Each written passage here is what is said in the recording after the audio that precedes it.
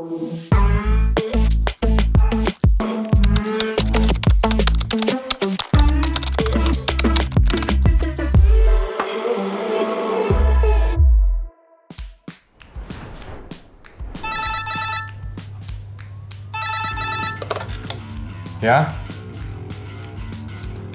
Sulle on?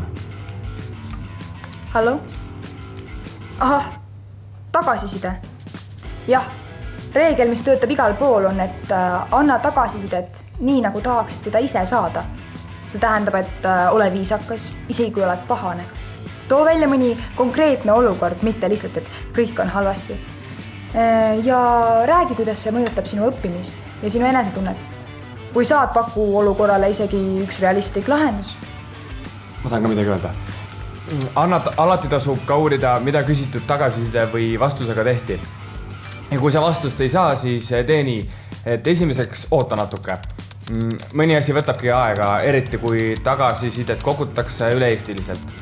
Tulemused võivad kooli jõuda alles mitme kuu pärast, vahel isegi poole aasta pärast. See on normaalne, sest andmeid analüüsitakse ja koostatakse kokkuvõtteid. Teiseks tee seda, et viivituse puhul mine uuri näiteks klassijuhataja käest. Kui asi puudutab kiusamist või turvalisust, siis ära oota. Räägi kohe täiskasvanuga, keda usaldad. Ja küsimus sulle. Kui sul on mure või ettepanek, siis kuidas sa selle ühe lausega ütleksid nii, et see oleks konkreetne ja viisakas?